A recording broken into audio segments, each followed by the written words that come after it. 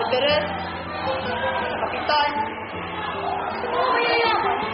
Kaya, mga may sukunin. Maaaring hindi tama o di mabubuting tayo ang nagbibigay.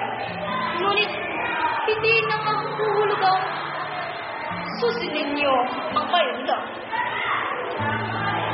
Maaaring magkunwari kayong nakinig sa kanila, pero ang gusto pa rin ninyo ang masusunod. Sinasabi ko sa inyo na mapanganib ang buhay sa Pilipinas. Sobra naman yata ang iyong takot. Naniniwala naman ako matutuloy ang aking plano na walang maraming kagabay. Magtatagumpay lang kayo kung tutulungan kayo ng mga tao sa sinasabi ninyo. Mawawala ng saysay ang iyong plano. Ano ang saysay ng isang paaralan kung walang nag-aaral? Hindi ako naniniwala sa lakas at kapangyarihan. Marahil kakampi sa akin ang bayang paniniwala sa katwiran o pamahalaang may mabuting hangat sa ating bayan. Wala ibang nakikita ang bayan kundi ang mga sinasabi ng kura. Walang planong paunlarin ang ating bayan dahil sa isa lang itong kamay at ang kumbento ang ulo. Ano naman ang magagawa ng kamay kapag ang ulo ang may kapangyarihan mag-isip? Marahil po nagsisiyahan ang bayan natin dahil walang marahil. Kaya dapat tayong magpasalamat dahil inaalagaan tayo ng relihiyon at Diyos. Pinoong Ibarra, alam ko ang sinasabi niyo, subalit ang masama, ang pagbabagong inuutos ay nasa itaas, ay hindi sinusunod pagdating sa ibaba. Lalo na kung ang nanunungkulang ay walang malasakit sa bayan at ang gusto lang ay ang magpayaman. Teka, parang lumalayo na tayo sa paksa na dapat nating pag-uusap.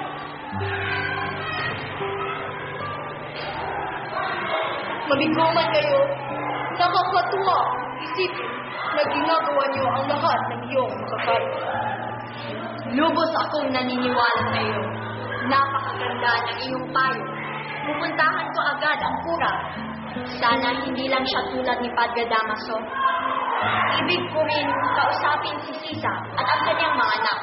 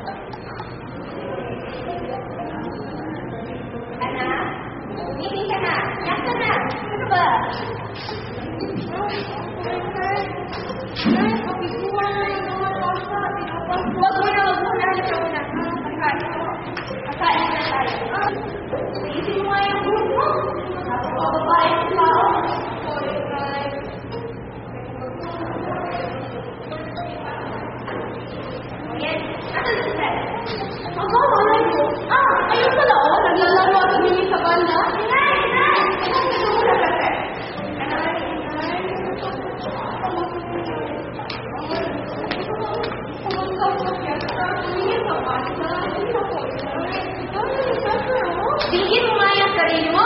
Napakababae ng tao. Magala ka lang kahit saan para mawalay na. Balik ka lang. Nakita mo ba yung mga takor? Mayayaman pala nila, no? At wala pang sinat pa siya. Gusto ko maging pareho nila. Ano ka ba, Pepe? Katulad ka lang ng kapatid mo. Napakainit pang ulo. So, kailan ka pa palagi ambisyoso? Sabi mo nga, Magandang tangkali sa'yo, Carlos. Joaquin. Ipupusta ko ang ating 8,000 piso ko. At alam ko siguradong panalo ka. Ako marami pera. 18,000 dala ko. Kanya, 15,000 lang. Ako panalo. Panalo sa ako sabi. Nandito naman yung pala nagsisermon.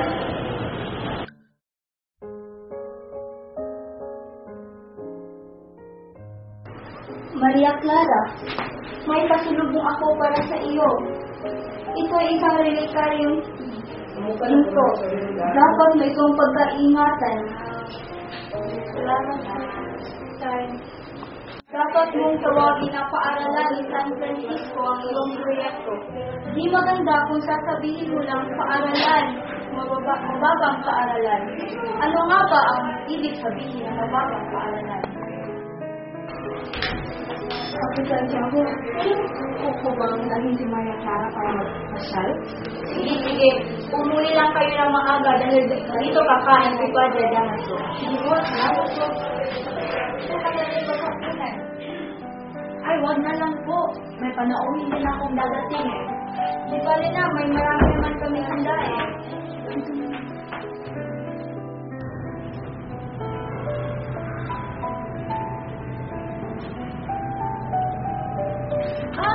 Mabuti dumating kayo. Hindi ba ako nakakwento ng mga taong hindi ko makilala? Halika, pumasok tayo doon at uminom tayo ng kakulate. Halika, kaya. Lagi ko sila.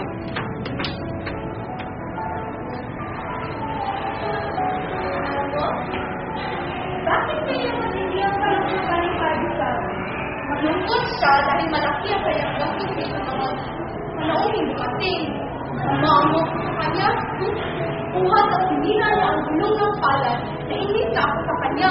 At dahil doon, hindi na ako makakita sa kanya. Tama mo na. Karin mo na ako, ha?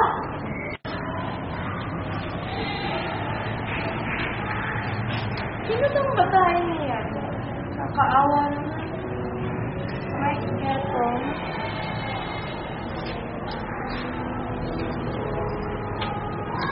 Bibigay ko na lang kay Afro.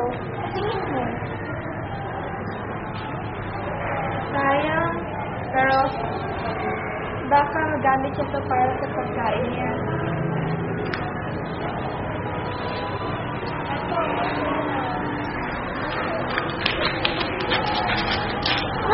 Taong may sili.